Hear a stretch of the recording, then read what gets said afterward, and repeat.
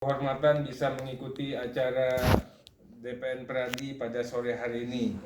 Kami juga berterima kasih atas nama DPR RI atas inisiasi topik yang dihadirkan oleh DPN Pradi terkait dengan investasi ilegal atau investasi bodong di tengah pandemi COVID-19, apa dan bagaimana solusinya. Menurut DPR RI, investasi adalah penanaman modal yang dilakukan oleh investor baik lokal maupun asing dalam berbagai bidang yang terbuka untuk investasi dengan tujuan untuk mencari keuntungan jangka panjang. Investasi selama ini selalu kita pahami dalam diksi dan makna yang positif, yang bertujuan baik, bagian dari instrumen pertumbuhan ekonomi. Investasi juga merupakan alternatif untuk menambah penghasilan, utamanya mengimbangi laju inflasi, dikarenakan menabung di bank itu tidak cukup untuk mengimbangi laju inflasi. Seiring dengan waktu, praktek investasi sudah semakin melembaga. Tidak hanya berupa skema bisnis dan produk investasi saja, juga pelaku maupun lembaga investasinya harus dicermati secara cermat. Bahkan belakangan ini sudah banyak diksi yang mengatakan banyaknya praktek investasi yang menyimpang, investasi ilegal atau investasi bodong, yang hanya bermodalkan janji keuntungan, yang hanya bermodalkan penetapan tingkat suku bunga yang tinggi. Saya ingin katakan, tadi ada salah satu pembicara yang mengatakan tingkat suku bunga itu kan berdasarkan keputusan rapat anggota. Sekali lagi kita ingin sampaikan bahwa jangan semata-mata kita terjebak dengan anggota koperasi. Anggota itu anggota yang mana? Yang tahu, yang paham, dan yang beritikat baikkah mereka? Atau justru menggunakan diksi anggota untuk melakukan penyelundupan hukum, untuk melakukan teror baru dalam konteks merusak sokoguru perekonomian yang harganya begitu mahal. Mahal kenapa? Perlu diinformasikan, pembahasan Omnibus Law terkait dengan RUU Cipta Kerja, klaster UMKM dan perkoperasian terpaksa kita tunda dan pending khusus untuk di sektor koperasi, untuk lebih mencermati lebih dalam terkait dengan adanya upaya untuk menghindari agar koperasi ini ditunggangi oleh kepentingan pemegang kapital besar, atau juga ada orang atau pihak lain yang berlindung di balik badan hukum koperasi yang kita katakan sangat pro rakyat. Berikutnya, kami juga ingin sampaikan bahwa kemajuan ilmu pengetahuan dan teknologi belakangan ini mengubah, mempermudah pola interaksi sosial lintas batas dan lintas negara.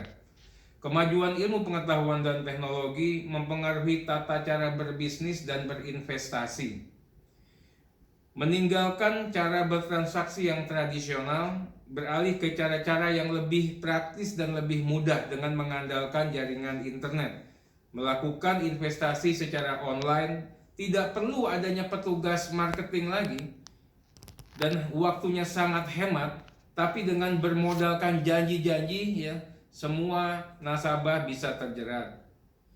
Mengenai investasi bodong, walaupun tidak ada diksi investasi bodong, penanaman investasi bodong bisa diartikan sebagai penanaman modal pada produk keuangan maupun produk bisnis yang sebenarnya tidak ada.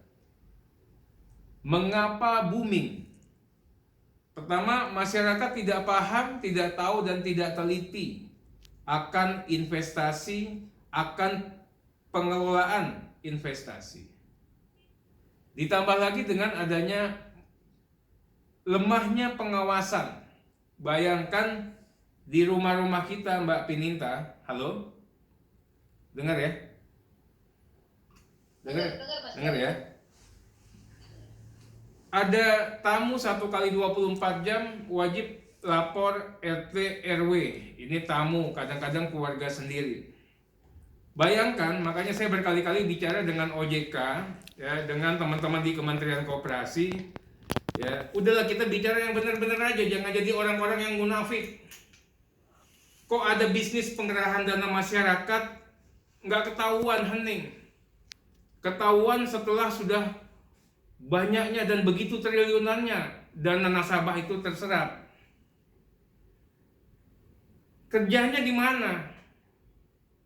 Jadi simpel-simpel aja, mengurus negara dengan akal sehat, rasio legis, ya, dengan hati yang tulus. Jangan banyak alasan. Makanya saya minta betul Polri, Kejaksaan periksa itu. Usut tuntas. OJK, Kemenko periksa. Jangan main-main lagi. Jadi kita tahu mana emas, mana loyangnya. Ada nggak oknum di Kementerian Koperasi yang main? Ada nggak oknum di OJK yang main? Jangan kayak begini, setiap hari kita ada bab-bab baru, sinetron-sinetron baru terkait dengan masalah ini. Berikutnya mengenai masalah karakter dan kultur dan sistem nilai. Kalau dulu saya diajarkan orang hebat orang yang punya ilmu. Tapi sekarang orang hebat itu orang yang kaya raya. Orang yang tidak berkeringat untuk dapat uang. Zaman dulu saya diajarkan kalau kaya itu kita nggak usah bangga. Dilihat cara kayanya orang itu seperti apa. Tapi sekarang yang penting kaya dulu. Orang juga nggak merhatiin kita dapat duit dari mana. Nah ini semua bagaimana mendapatkan uang tanpa bekerja. Bagaimana rasio akal sehat kita diberangus. Bagaimana bunga bisa bank yang begitu tinggi yang sangat tidak masuk akal. Dengan persyaratan yang mudah dan keuntungan yang menggiurkan tersebut. Ya dengan sistem nilai yang seperti ini saya katakan sah-sah aja dan bisa terjadi.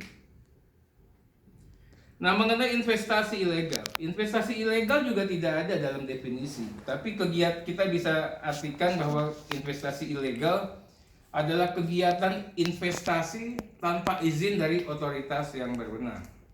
Timbul pertanyaan, untuk berinvestasi saja rakyat sudah membantu negara untuk menggerakkan perekonomian negara yang harusnya menjadi tugas negara. Bukankah mengecek, mengawasi, memastikan produk investasi itu menjadi kewajiban negara melalui otoritas dan alat kelengkapan negara? Jadi, jangan bebani rakyat untuk rakyat diminta klarifikasi.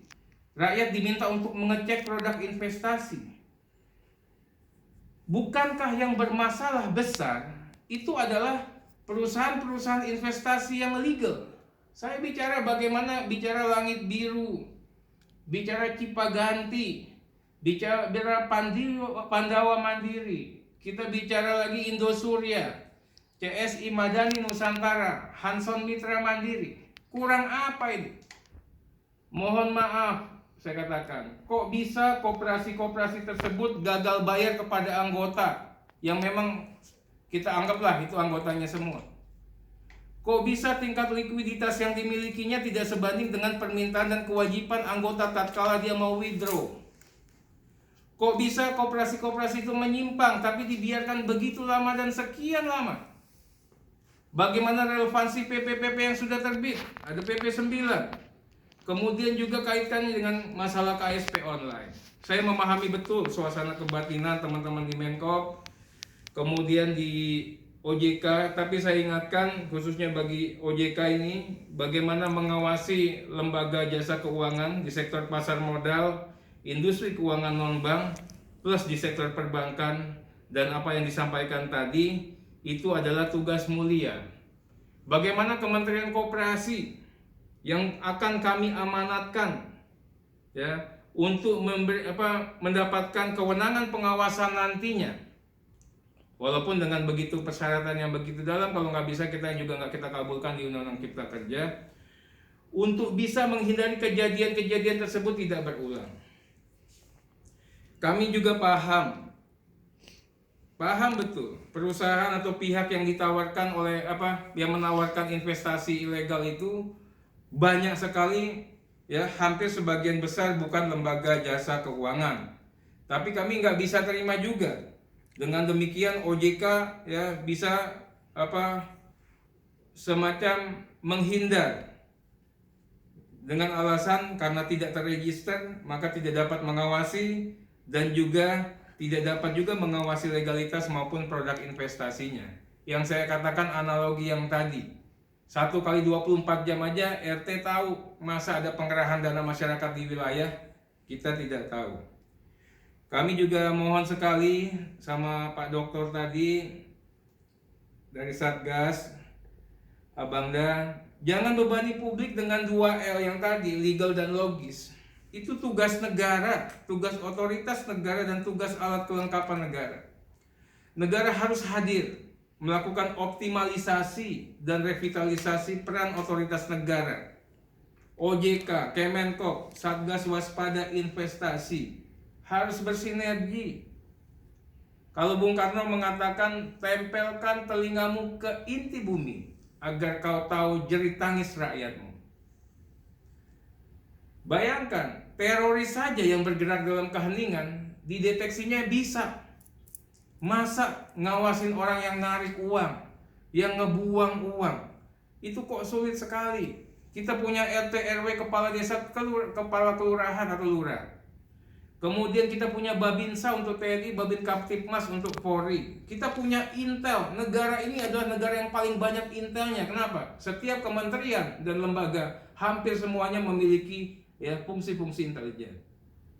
Jadi jangan bebani rakyat untuk mengecek, menanyakan izin, menanyakan rasionalitas produk dan kegiatan maupun modus penawaran dari investasi. Solusi juga tidak hanya menutup dan mempublikasi daftar penyedia investasi yang ilegal.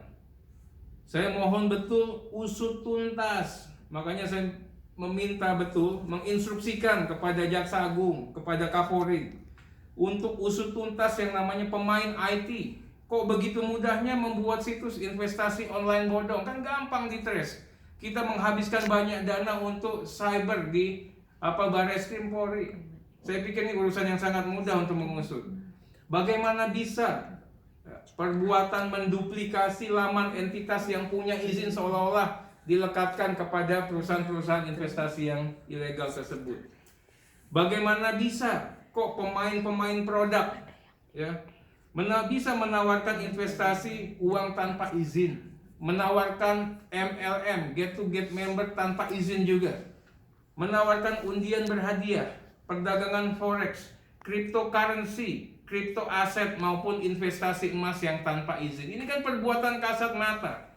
Ini adalah giat-giat aktif yang melibatkan interaksi sosial, even lewat medsos sekalipun. Kalau banyaknya saya masih yakin mulai fisik. Bagaimana giat-giat yang terfestivalisasi di ruang publik, bahkan di TV yang berskala nasional besar, seperti TV One, ada mungkin di Kompas TV atau di Metro TV atau di TV-TV besar. Iklan-iklan giat-giat seperti itu masih hadir dan dilegalkan. Jadi jangan bunuh rasio publik dengan alasan tidak tahu, dengan alasan kemajuan ilmu pengetahuan teknologi. Kerja saja. Jadi jangan salahkan rakyat. Rakyat berhak untuk cepat kaya. Rakyat berhak mengambil apapun tawaran tatkala itu sudah legal menurut hukum, tatkala sudah ada pengawasan menurut hukum. Jadi jangan dibalik. Sama ini seperti saya bicara mengenai masalah first travel. Kalau ada orang bisa ke Masjidil Haram dengan ongkos 14 juta, mengapa harus bayar 50 juta? Kalau ada yang begitu tidak masuk akal, kalian tindak dulu. Jangan salahkan rakyatnya. Nah, sederhananya saya juga ingin sampaikan, apakah SP yang bermasalah secara kasat mata ini telah melanggar prinsip koperasi simpan pinjam atau tidak? Kan sederhana. Prinsip KSP, dana hanya diperoleh dari anggota, pinjaman hanya diberikan kepada anggota, jaminan saling percaya berdasarkan watak si peminjam, artinya dari, oleh, dan untuk anggota. Pertanyaannya, bagaimana kasus Indosuria? Bagaimana kasus Hanson? Bagaimana masalah Cipaganti? Bagaimana korelasinya dengan prinsip KSP, usaha dan semangat swadaya, usaha simpan pinjam berdasarkan saling percaya? Saya nggak bicara lah yang namanya pinjaman melalui online terlebih dahulu. Yang tradisional aja bermasalah. Apalagi yang sudah pinjaman-pinjaman online. Saya mohon sekali dan kita katakan di sini, saya sangat sedih. Publik tidak terlindungi dengan baik. Negara tidak hadir. Pengawasan tidak efektif. Saya mohon betul yang bermasalah, ya zaman dulu ini perusahaannya abal-abal, perusahaan tidak legal. Tapi sekarang perusahaan investasi yang bermasalah memiliki legalitas usaha. Mau gimana kita cerita sama rakyat? Wah, rakyat harus begini, harus 2L. Tapi yang bermasalah ini yang punya legalitas. Kemudian juga perlu diketahui, rakyat itu tidak punya daya jelajah yang tinggi untuk mengecek. Kita katakan harus kita lakukan ini secara detail. Bahwa ada perbuatan menyimpang, ada praktek dan produk yang mencurigakan, yang seharusnya bisa diawasi oleh otoritas pengawas yang berwenang, yang menjadi tanggung jawab negara. Yang kedua, lemahnya monitoring. Perkembangan investasi pastinya akan pesat. Ini adalah revolusi interaksi sosial di bidang finansial. Jadi faktor kemudahan, kecepatan, dan harga menjadikan alasan begitu dinamisnya instrumen dan produk investasi. Nggak salah produk-produk bermunculan, asal produk-produk bermunculan itu sudah melindungi atau setidaknya nasabah bisa terlindungi. Nah, permasalahannya, apakah setiap munculnya produk itu dimonitor, dicermati? Saya katakan tidak. Kan mudah sekali. Bayangkan, saya kasih contoh ini, Bang Denny K5. Bagaimana terkait dengan masalah konten pornografi lah. Kan setiap sebentar Menkominfo habisin, sapu. Sekarang yang ini ada nggak? Ini yang saya katakan, jangan salahkan rakyat. Kalau ada permainan di sini. Makanya bagus nih, kita minta Kapolri sama Jaksa Agung usut tuntas dulu lah. Jangan cerita-cerita lah. Kasihan Pak Jokowi banyak ditipu. Berikutnya mengenai kita bicara resiko investasi. Saya juga mohon sekali jangan dijadikan juga sebagai suatu alasan dan dasar pembenar oleh pihak-pihak terkait. Saya memberikan beberapa catatan. Pertama, semaraknya lembaga-lembaga penghimpunan dana masyarakat, lembaga investasi kah, pembiayaan maupun koperasi sekalipun, ya dikarenakan adanya ruang, memanfaatkan ruang lah lebih tepatnya, atas lemahnya atau rendahnya pengetahuan masyarakat, atas karakter bagaimana kita bisa kaya tanpa berusaha, atas bagaimana rencana busuk publik dibuat buta akan adanya perusahaan legal, harus dengan produk aman, harus dengan bla bla bla dan bla bla. Saya ingin katakan ini semua terjadi karena adanya backup daripada otoritas yang berwenang. Makanya saya minta melalui kasus Indosuria, kasus Hansen ini, kita benar-benar serius. Saya meminta keseriusan aparat penegak hukum. Di Surabaya, di dapil saya meminta kasus Mimal saya pantau penuh. Di Jakarta kita minta Indosuria, Hansen itu harus kita perhatikan detail. Mudah-mudahan kita punya jaksa-jaksa di Kejaksaan Agung yang merah putih, begitu juga dengan polisi-polisi penyidik kita di Mabes Polri yang bisa bekerja dengan sebaik-baiknya. Berikut adalah mengenai pergeseran peran badan hukum. Peran badan hukum yang nirlaba seperti yayasan, koperasi yang dari, oleh, dan untuk anggota, sekarang berubah untuk mencari keuntungan. Nggak pakai PT, nggak pakai CV, nggak pakai firma lagi sekarang. Kita pakai koperasi. Kita pakai yayasan yang nirlaba padahal buat ngerampok. Nah, ini juga harus diketahui oleh teman-teman di yang punya kewenangan terkait dengan pengawasan.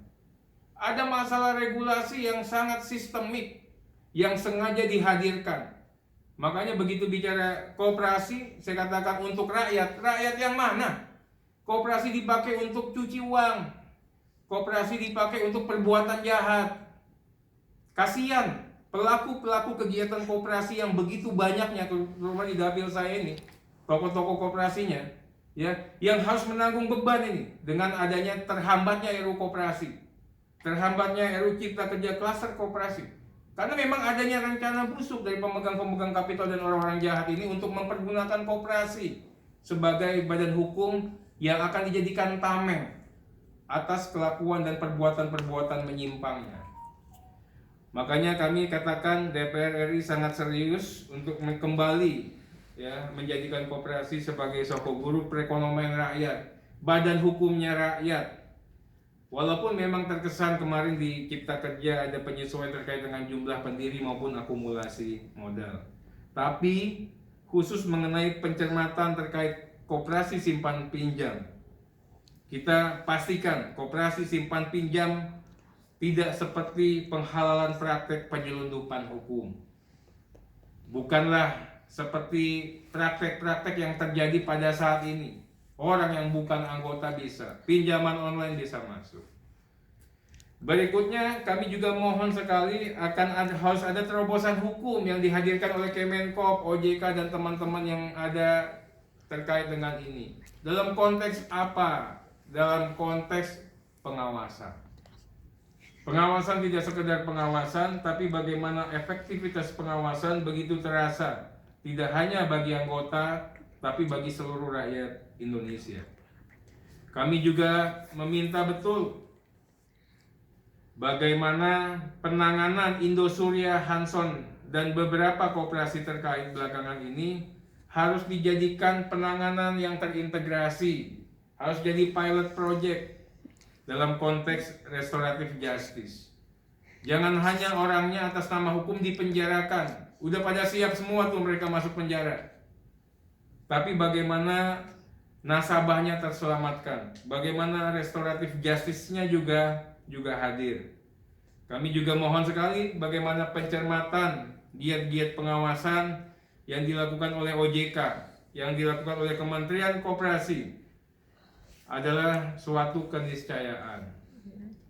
Makanya bukannya DPR itu ingin OJK-nya ditangkap polisi atau oknum-oknum di Kementerian Koperasi ditangkapin polisi, bukan begitu. Kita ingin kalau nggak begini nggak ada yang teriak, nggak ada yang mau cerita siapa isi kejadian dan penjahat yang sebenarnya. Hanya ingin mencari masalahnya di mana, siapa berlindung di balik siapa, ada kepentingan apa di sini. Jadi jelas kita minta, saya sudah ingatkan juga Jaksa Agung maupun Pak Kapolri untuk lakukan penegakan hukum ini seluruh-seluruhnya. Hantam saja siapa yang harus bertanggung jawab, penjarakan. Gak ada harga ini harga mati. Kita nggak bisa ini penyakit menahun. Bayangkan RUU Koperasi gagal hanya karena kekhawatiran KSP, hanya karena cerita-cerita buruk di belakang kegiat-giat ke koperasi. Kan kasihan koperasi yang benar-benar ini. Masih banyak sekali koperasi-koperasi yang benar. Berikutnya kami juga mohon semua pihak menjadikan kejadian ini, terutama dari Peradi. Kita minta DPN Peradi dan para advokat untuk serius mencermati kejahatan berbasis transaksi dengan media komunikasi IT. Ini akan menjadi kejahatan gaya baru. Ya, makanya DPR RI serius untuk membangun cyber di Barreskrim Polri ini, karena kita melihat ini harus kita lakukan dengan penuh pencermatan sehingga daya rusaknya tidak hanya terhadap nasabah, tapi giat-giat perekonomian negara kita bisa reduksi lagi. Sekali lagi terakhir, betapa sayangnya DPR RI sama OJK, sama Kementerian Koperasi dan teman-teman abangda saya di Satgas Pengawas Investasi. Pastikan mudah-mudahan keluarga kami yang ada di sana tetap istiqomah, harus merah putih, dan kita sebenarnya sudah bisa mengandus siapa yang bermain di balik ini semua. Pastinya yang bersalah kita akan mintakan pertanggungjawabannya, tapi kepada pejuang-pejuang kita yang berada di institusi di situ, kita juga mohon tetap istiqomah dan lakukan kerja-kerja hebat ini, jangan pernah letih. Terakhir kami mohon doa, mohon dukungan.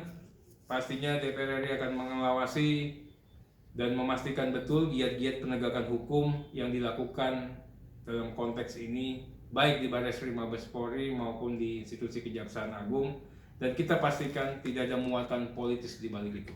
Terima kasih. Wassalamualaikum warahmatullahi wabarakatuh. Terima kasih Mas Rafael Dahlan. Untuk selanjutnya forum kami berikan kepada Pak Denny